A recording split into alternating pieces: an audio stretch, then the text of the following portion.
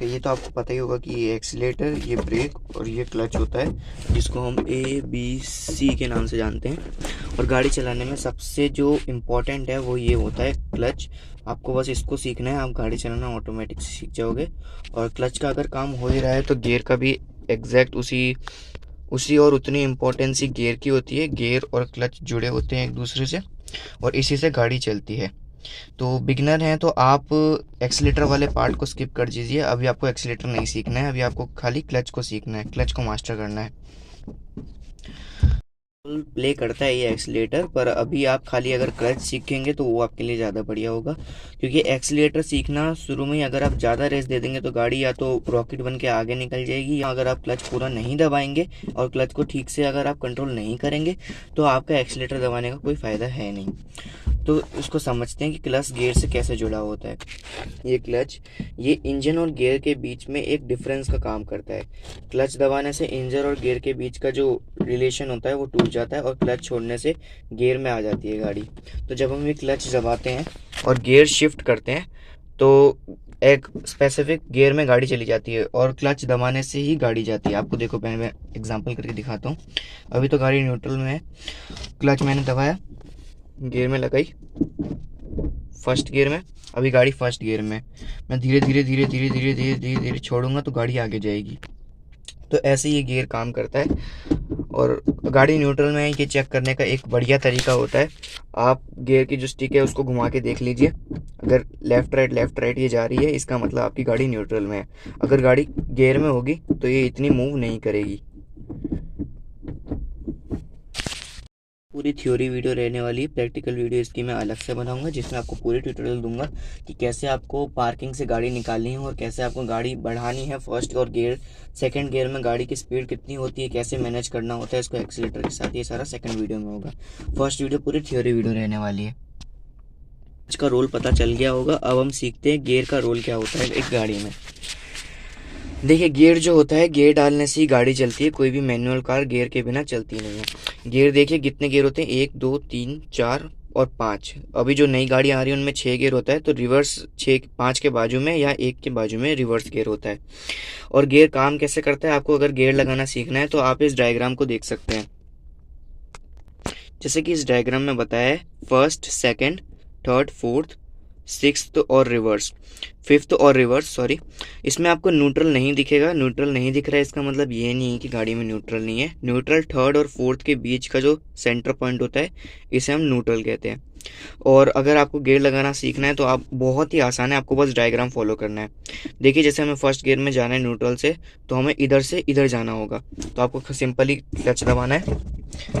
अभी तो गाड़ी ऑफ है, लेकिन गाड़ी ऑन हो तो आपको गियर कैसे लगाना है मैं वो बता रहा हूँ। तो आपको क्लच दबाना है, न्यूट्रल में है गाड़ी, इधर से इधर जाना है, इधर, और फिर आगे जाना है, आगे। गाड़ी फर्स्ट गियर में है। उसके बाद सेकंड गियर में जाना है तो सीधा नीचे जाना है, आप सेकंड गियर में लग गई गाड़ी। अगर आप ऐसा नहीं करोगे, यानी कि अगर आप, एक सेकेंड, हाँ, फर्स्ट से अगर सेकंड आना है आपको तो आप कभी कभी फोर्थ गियर में भी जा सकते हो। वो कैसे, अगर आप सिंपली इसको ऐसे खींच दोगे तो ये न्यूट्रल होते हुए फोर्थ गियर में आ जाएगी।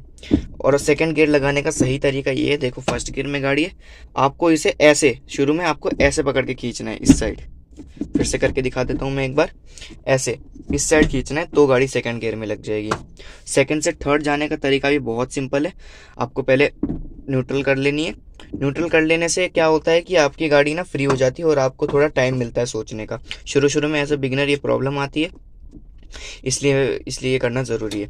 तो आप अभी न्यूट्रल में है, न्यूट्रल से फर्स्ट में, सेकंड, देन थर्ड, फोर्थ और फिफ्थ गियर में ऐसे। आपने देखा जैसे डायग्राम में मैंने वैसे ही बताया आपको, एकदम सिंपल है गियर लगाना। होप आप लोग सीख गए होंगे। ओके, मैंने गाड़ी न्यूट्रल कर ली है। समझते हैं कि गियर से क्लच का और स्पीड का डिफरेंस क्या होता है।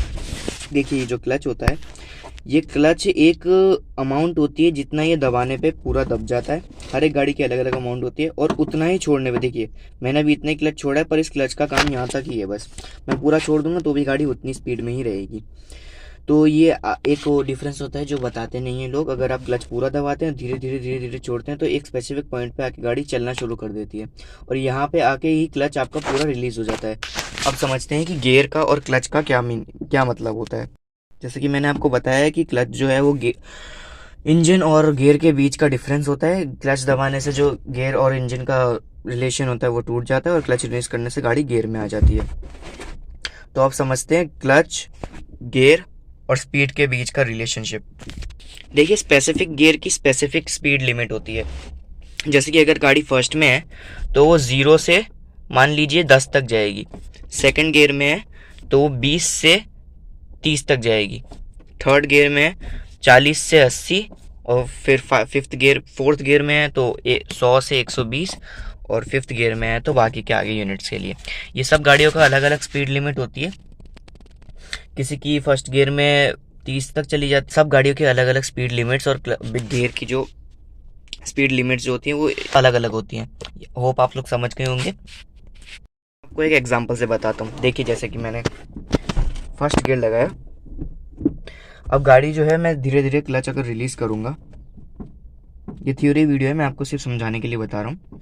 जैसे कि मैंने क्लच रीच कर दिया तो गाड़ी 30 से 10 के बीच में रहेगी। ये गाड़ी की फर्स्ट गियर की जो रीच होती है वो इतनी होती है।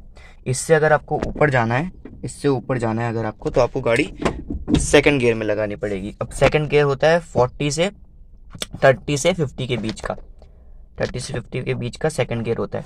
सेकंड गियर की लिमिट से अगर गाड़ी आगे बढ़ेगी तो हमें थर्ड गियर लगाना पड़ेगा। थर्ड गियर होता है 50 से 70 के बीच का। देन फोर्थ गियर होता है 70 से 100 के बीच का। एंड ओवरऑल फिफ्थ गियर होता है आगे की जितनी भी टर्म्स हैं उनके लिए। जरूर ध्यान रखनी है कि अगर आप गियर चेंज कर रहे हो और अगर आप क्लच रिलीज कर रहे हो तो आपको मेजर करना है कि आपकी गाड़ी आपकी गियर लिमिट में ही हो। मैंने आपको लिमिट इसलिए बताई ताकि आपको समझने में आसानी हो।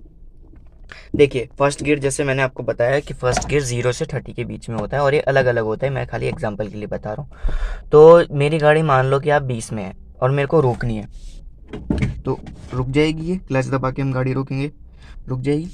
अब मेरे को सामने देखिए, जैसे कि कोई गाड़ी आ रही है, अभी तो सामने दीवार है देखिए सामने कोई गाड़ी आ रही है और आपकी गाड़ी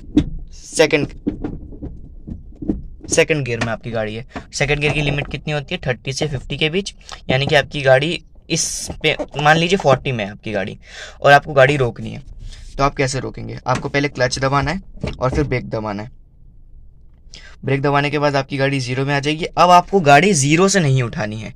जैसे अगर आप क्लच रिलीज करोगे तो आपकी गाड़ी तो सेकंड गियर में ही है, और अगर आप अब गाड़ी उठाने की कोशिश करोगे तो आपकी गाड़ी झटका मार के बंद हो जाएगी। ऐसा क्यों हुआ, चलिए इसको जानते हैं। देखिए, गाड़ी की जो गियर लिमिट होती है वो गाड़ी से अटैच ही होती है। अगर फर्स्ट गियर की गियर लिमिट है उससे ऊपर आप जाओगे तो आपको गियर बदलना पड़ेगा। इसीलिए अगर आपकी गाड़ी सेकंड गियर में है और आपने स्पीड अगर 0 कर ली है तो पहले आपको गाड़ी के उस वेलोसिटी पे जाना पड़ेगा, फिर आपको जाके गाड़ी आपकी उठेगी। अगर आप थर्ड गियर लगा दिया है अपने गाड़ी में और आपकी गाड़ी आप 0 से उठाना चाहते हैं तो नहीं उठेगा।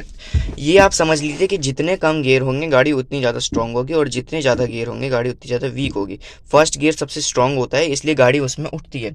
सेकंड गियर उससे वीक, थर्ड, फिर फोर्थ, फिर फिफ्थ सबसे वीक होता है। फिफ्थ गियर में अगर आप गाड़ी उठाने की कोशिश करेंगे तो आपकी गाड़ी को ही नुकसान होगा। इसलिए फर्स्ट सेकंड गियर में आप फिर भी उठा सकते हैं, लेकिन अगर आप थर्ड गियर लगा देते हैं सीधा और आपको मान लीजिए गाड़ी कहीं पर रोकनी पड़ गई और फिर अगर आप गियर रिलीज करेंगे तो आपकी गाड़ी नहीं जाएगी आगे, झटका मार के बंद हो जाएगी। तो ये आपको जानने वाली बात है। अगर आप कहीं पर गाड़ी रोकते हैं तो मेंशन कर लिए कि आपकी गाड़ी फर्स्ट या सेकंड गियर में तो एटलीस्ट हुई। आप थर्ड गियर से गाड़ी को ना उठाएं। किसी को टिप नहीं दी जाती है कि वो फिफ्थ गियर में गाड़ी लगाए, पर मैं आपको एग्जांपल से बताता हूँ कि समझ लीजिए आपकी गाड़ी फिफ्थ गियर में चली गई। मैंने डायरेक्ट डाल दिया, आप ऐसे डायरेक्ट मत डालना। फिफ्थ गियर में आपकी गाड़ी है अभी, ठीक है। अब आपको रोकना है, आप चला रहे हो बढ़िया अपना, अब आपको रोकना है। तो यहाँ पर आप अगर इमरजेंसी में आपको कुछ रोकना है तो यहाँ पर आप क्लच दबा के ब्रेक नहीं दबाएंगे। यहाँ पर आपको क्या करना है, सीधा ब्रेक दबानी और फिर क्लच दबा देना है।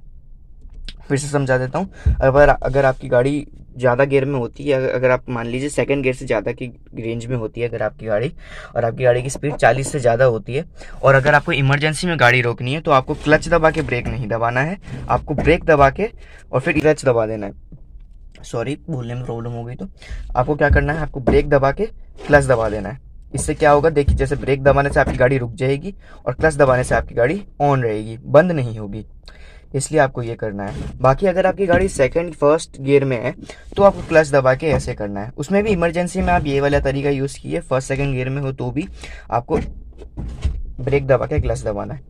और आपको आपको गाड़ी धीरे से रोकनी है तो पार्किंग में अगर आपको कुछ करना है तो आप क्लच दबा के ब्रेक दबाइए, ये बिल्कुल सही तरीका होगा। क्लच जान लिया है, क्लच जान लिया है, ब्रेक ब्रेक जान लिया है, अब हमने गियर भी जान लिया। अब हम देखते हैं स्टीयरिंग व्हील का क्या इंपॉर्टेंस होता है। व्हील जो है वो गाड़ी के डायरेक्शन का काम करता है। स्टीयरिंग व्हील से गाड़ी के टायर्स मुड़ते हैं और स्टीयरिंग व्हील सबसे इजी पार्ट होता है सीखने का। अगर आप स्टीयरिंग व्हील को ऐसे घुमाओगे तो आपकी गाड़ी इधर घूम जाएगी, ऐसे घुमाओगे तो इधर घूम जाएगी, आपको पता ही होगा। तो स्टीयरिंग व्हील के बारे में ज़्यादा जानने की ज़रूरत होती नहीं है थ्योरी में, ये प्रैक्टिकल में ही काम आता है। और हमारी थ्योरी वीडियो है तो इसकी ज़्यादा हम बात करेंगे नहीं। अब आपको थोड़ा सा मैं एक्सीलेटर के बारे में समझा देता हूँ। देखिए एक्सीलेटर क्या काम करता है, और एक बहुत इम्पोर्टेंट बात जो कि बिगनर्स को नहीं पता होती है, एक्सीलेटर जो होता है वो इतना ही दबता है, इतना ही दबता है। तो मैं आपको बहुत मतलब सावधानी से बता रहा हूँ कि एक्सीलेटर, मैं आपको चप्पल उतार के बता देता हूँ, अगर आप एक्सीलेटर बस एक सेकेंड, एक्सीलेटर बस इतना सा प्रेस करोगे तो भी आपकी गाड़ी 20 तक चली जाएगी। इतना सा प्रेस करने में एक्सीलेटर में बहुत पावर होती है, इसलिए आपको एक्सीलेटर शुरू में यूज़ ही नहीं करना है। आपके अगर गाइडेंस में हो, आप किसी के अपने पेरेंट्स के या किसी के बड़े के गाइडेंस में हो, तब आपको एक्सीलेटर का थोड़ा सा यूज़ करना है, बड़ा थोड़ा सा। देखिए इतना सा दबाने से ही एक्सीलेटर बहुत ज़्यादा आगे चला जाता है। इसलिए आपको शुरू में ऐसा तो नहीं करना है, ये इतना दबा देंगे आपको बस इतना सा एक्सीलेटर दबाना है, इतना सा। समझ लिया, एक्सीलेटर वैसे प्रैक्टिकल में काम आता है, थ्योरी में इसका भी ज़्यादा रोल कुछ होता नहीं है। मैंने आपको क्लच समझा दिया है, ब्रेक समझा दिया और मैंने आपको गियर भी समझा दिया। अब समझते हैं हम हैंड ब्रेक। ब्रेक क्या काम करता है? हैंड ब्रेक गाड़ी को रोकने का काम करता है। मान लीजिए कि मेरी गाड़ी सेकंड गियर में है और मुझे रोकनी है, मेरी डेस्टिनेशन जो आ गई है, मैं क्लच दबा के ब्रेक दबाऊंगा, गाड़ी को न्यूट्रल करूंगा और फिर हैंड ब्रेक खींच दूंगा।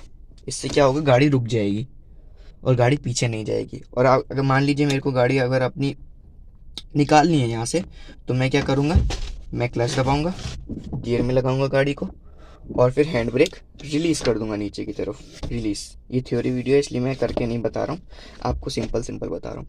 तो मैंने आपको गाड़ी के सारे पार्ट जो एज अ बिगनर आपको बिगनर एक्सपेक्ट से सीखने थे, मैंने सब कुछ बता दिया। अगर आपको कोई भी डाउट हो एज अ बिगनर तो आप मेरे को कमेंट कर सकते हैं। Thank you.